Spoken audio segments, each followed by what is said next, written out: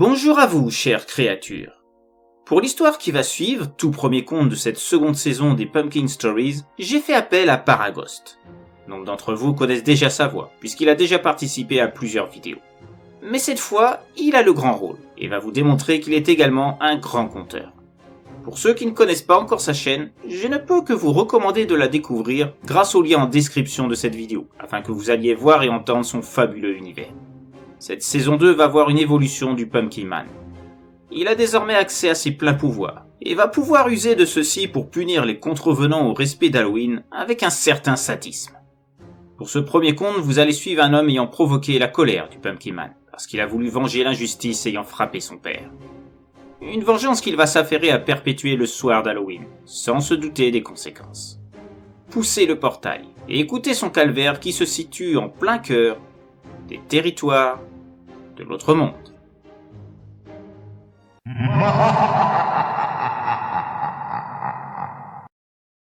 Aussi longtemps que je m'en souvienne, j'ai toujours eu un lien privilégié avec le malheur, la malchance, les désagréments dus à la vie quotidienne, pour des raisons financières, sentimentales ou bien simplement à cause de mauvais choix, des tourderies passagères et bien d'autres facteurs.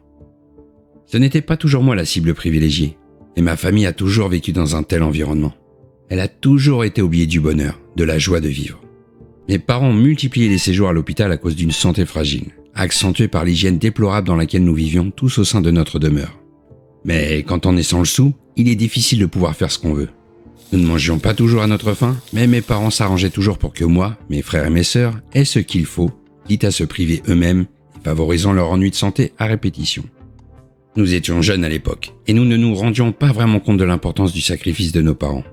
Ma mère tentait tant bien que mal de s'assurer que les salaires des petits boulots qu'elle faisait permettent de nous donner une vie moins remplie de restrictions.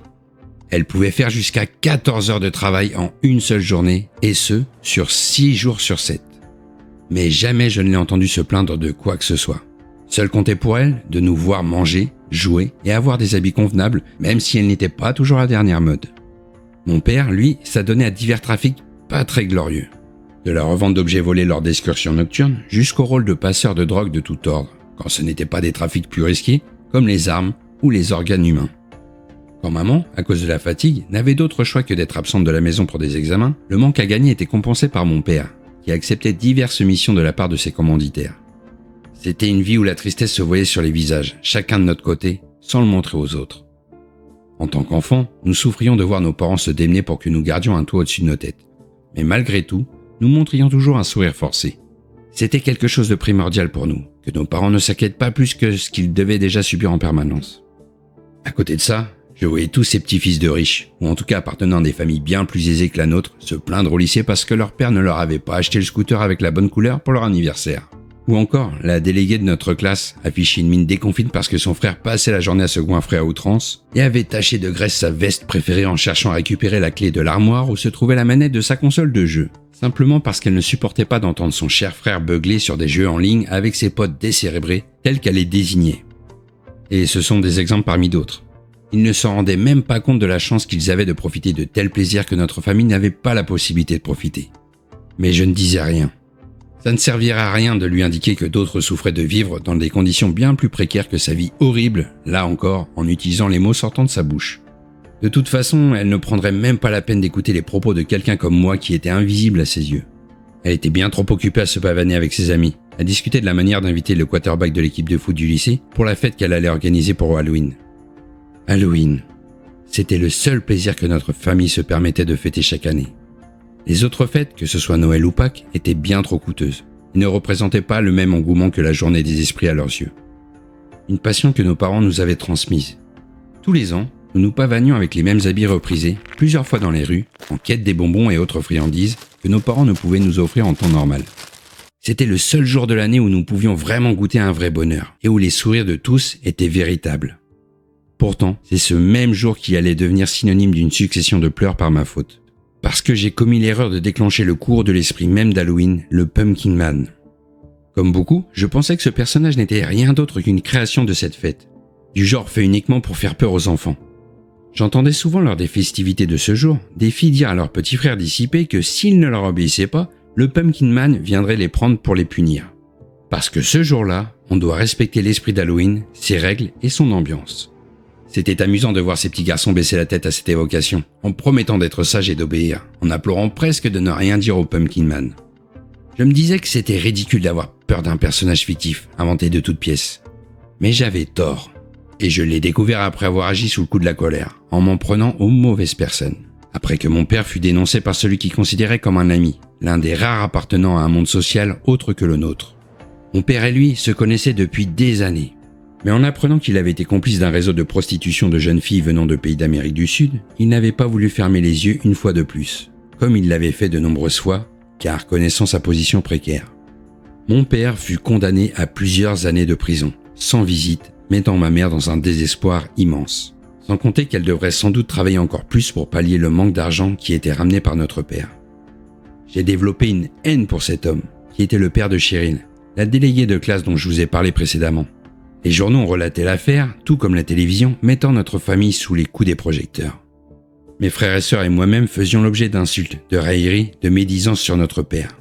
La vérité, c'était que ce dernier n'était pas au courant de ce à quoi étaient destinées les jeunes filles et en causait tout ça. Son commanditaire lui avait seulement dit que c'était des filles qui voulaient s'implanter aux USA, sans passer par la voie normale administrative. Il ignorait qu'elles étaient destinées à la prostitution. Je ne pouvais pas accepter cette injustice. J'ai pensé et réfléchi de nombreuses fois à la manière de venger mon père et le moment idéal pour la mettre en place. Puis, j'ai pensé à Halloween. Le père de Cheryl restait seul chez lui ce soir-là, occupé à attendre les enfants pour leur offrir des tonnes de friandises et surveiller dans le même temps qu'il n'y ait pas de débordement en restant à l'écoute des appels de ses subordonnés. Car oui, le père de Cheryl était le shérif de la ville. Je savais aussi que la fenêtre de la chambre de Cheryl fermait mal. Elle en parlait souvent car ça l'inquiétait. Elle craignait toujours qu'un stalker profite de ça pour abuser d'elle la nuit.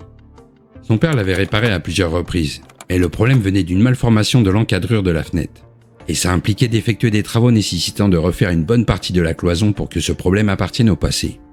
Et malgré son statut aisé, le père de Cheryl se refusait à faire des frais aussi importants, précisant que de toute façon, personne ne serait assez fou pour venir dans la maison du shérif de la ville. Ce fut sa plus grande erreur. C'est ainsi qu'un soir d'Halloween, alors que le shérif était seul comme à son habitude, et que la fête battait son plan en ville, je me suis éclipsé de la compagnie de mes frères et sœurs, discrètement, disant que je ne me sentais pas bien, et que je rentrais pour me reposer. Je m'étais muni d'un couteau de cuisine au préalable, et je me suis rendu à la maison de Cheryl, passant par la fenêtre de sa chambre. Son père était assis près du poste de radio qu'il possédait, discutant avec son adjoint.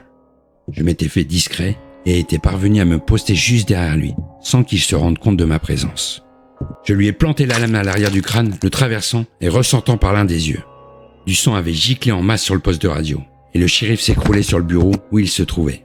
Je ressortais la lame et repartais par où j'étais venu. Devant moi, je vis alors le Pumpkin Man. Il souriait en me regardant, s'approchant. J'étais tétanisé par la peur en découvrant que les histoires le concernant étaient bien réelles. À ce moment, sachant ce que j'avais fait, j'étais persuadé qu'il allait me tuer pour mon acte, le jour d'Halloween. Mais il s'est contenté de poser son doigt sur mon front. J'ai ressenti une forte douleur, comme si on le brûlait au fer rouge. Puis, il s'est écarté de moi, me montrant la chambre de Cheryl, comme pour m'inviter à repartir. Je ne comprenais pas très bien, mais je ne voulais pas me poser plus de questions et je m'enfuyais partant en direction de ma maison. Je nettoyais le couteau, le remettant à sa place, pendant que je mettais mon t-shirt taché de gouttes de sang sous le tas de linge à laver. C'était moi qui me chargeais de cette corvée. Personne ne saurait rien de ce qui s'est passé. J'avais du mal à croire que le Pumpkin Man, malgré sa réputation de punir ceux qui salissaient l'esprit d'Halloween, ait pu me laisser la vie sauve. Mais j'allais vite découvrir le pourquoi de cet acte qui allait plonger ma famille dans la terreur et un malheur encore plus terrible que celui dans lequel nous avions appris à vivre. La marque qu'il m'avait fait n'était visible que de moi. J'avais déjà pensé à une excuse pour expliquer sa présence, mais ni ma mère ni mes frères et sœurs ne me firent part d'elle. Elle était composée d'un rond comportant plusieurs portions. Et dès Halloween suivant, je découvrais sa fonction. Mon grand frère fut le premier, à l'heure exacte où j'avais tué le shérif l'année précédente. Il est tombé d'un coup sur le sol, sans raison, alors que nous étions en pleine rue, tremblant de convulsions lui faisant cracher des gerbes de sang qui ne semblaient pas s'arrêter. Il ne fallut que quelques minutes pour qu'il ne bouge plus, mort d'un mal inconnu. Le lendemain, devant le miroir de la salle de bain, je vis qu'il manquait une portion de la marque sur mon front. Je comprenais que les portions correspondaient au nombre exact des membres de ma famille, soit 5 portions. Autrement dit, mes 2 frères, ma sœur et mes parents. À Halloween suivant, ce fut mon père qui mourait dans sa cellule. Exactement de la même manière telle que l'avaient indiqué les agents chargés de signifier à ma mère son décès. Puis, ce fut le tour les années suivantes de ma sœur, mon deuxième frère et enfin ma mère. À ce moment, la marque sur mon front avait totalement disparu. Je restais le seul survivant. Seul avec la culpabilité d'être responsable de la mort de ma famille qui, année après année, sombrait dans la mélancolie, la tristesse et le malheur. Personne ne comprenait pourquoi le sort s'acharnait sur notre famille d'une manière aussi horrible, éradiquant les nôtres l'un après l'autre. Quelle faute avait-on commis pour mériter ça ? Mais moi, je savais pourquoi. J'étais responsable, mais je n'osais rien dire. Il aurait fallu que j'avoue que j'étais le meurtrier du shérif, ce qui aurait détruit psychologiquement ma mère, qui n'avait pas besoin de ça. Voir ses enfants partir l'un après l'autre était déjà terrible pour elle. Je ne voulais pas lui rajouter cette peine supplémentaire. Alors, je me suis tue pendant toutes ces années, voyant le désespoir grandir à chaque Halloween. Nous qui adorions cette fête, dès la mort de mon père, nous avons cessé de la fêter. Pour ma mère, nous étions victimes d'une malédiction. Nous avions mis en colère le Pumpkin Man. Fêter Halloween ne ferait qu'augmenter encore plus sa colère. Elle espérait qu'en faisant cela, il pardonnerait à notre famille, bien qu'elle ne comprît pas ce que nous avions fait de mal allant à l'encontre de l'esprit d'Halloween. Seul moi connaissais la vérité. Et j'ai gardé ce secret pour moi jusqu'à maintenant.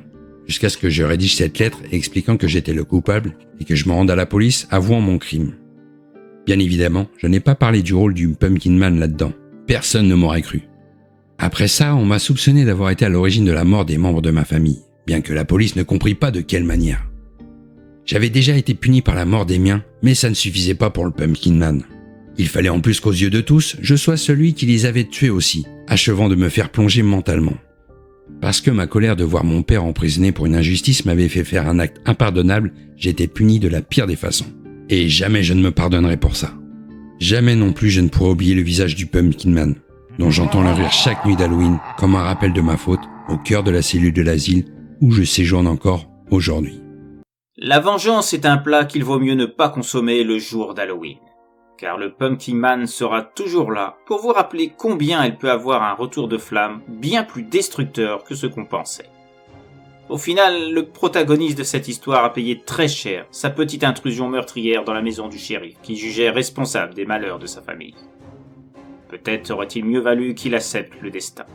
Cela lui aurait évité le fait que sa famille subisse les contre-coups de son erreur. Je vous dis à très bientôt pour une nouvelle Pumpkin Stories avec une autre voix à découvrir et apprécier au sein de l'autre monde.